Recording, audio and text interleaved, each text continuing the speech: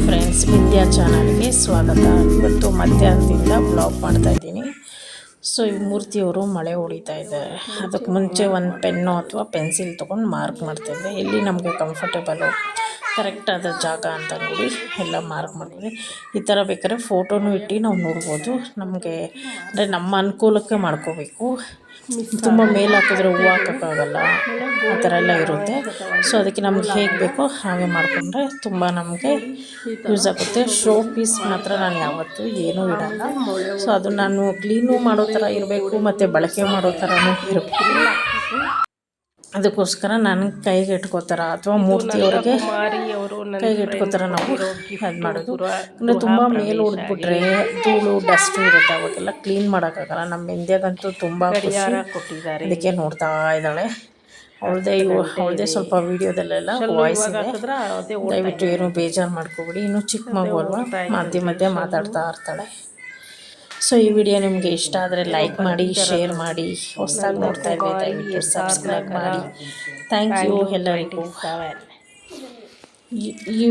ಈ ವಿಡಿಯೋ ನಿಮಗೆ ತುಂಬ ಯೂಸ್ಫುಲ್ ಅನಿಸುತ್ತೆ. ನೋಡಿ, ನೀವು ಈ ಥರ ಏನಾದರೂ ಮಳೆ ಹೊಡಿಬೇಕಾದ್ರೆ ಅಥವಾ ಗೋಡೆಗೆ ಆಣಿ ಅಂತಾರೆ ನಾವು, ಹಾಕಬೇಕಾದ್ರೆ ಫಸ್ಟ್ ಪ್ಲ್ಯಾನ್ ಮಾಡ್ಕೊಳ್ಳಿ ಎಲ್ಲಿ ಹಾಕಿದ್ರೆ ಚೆನ್ನಾಗಿರುತ್ತೆ, ನಮಗೆ ಯಾವ ಡೈರೆಕ್ಷನ್ಗೆ ಕಾಣುತ್ತೆ ಎಲ್ಲ ನೋಡಿಕೊಂಡು ಹಾಕೊಂಡ್ರೆ ಉತ್ತಮ ಅನಿಸುತ್ತೆ ನನಗೆ. ಆವಾಗ ಗೋಡೆನೂ ಹಾಳಾಗಲ್ಲ, ಮನೆಯೂ ನೋಡೋಕ್ಕೂ ಅಲ್ಲಲ್ಲಲ್ಲೂ ಓಲು ಇರಲ್ಲ ಅಂತ ನನ್ನ ಅಭಿಪ್ರಾಯ.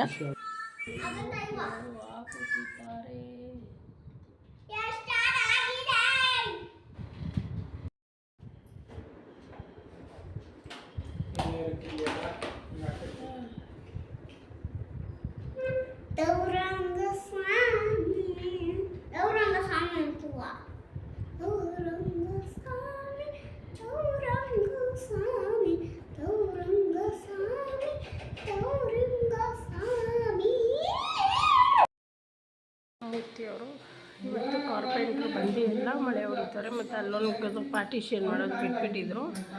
ಸೊ ಇವತ್ತು ಮಾಡಿಸ್ತಾ ಇದ್ದೀನಿ.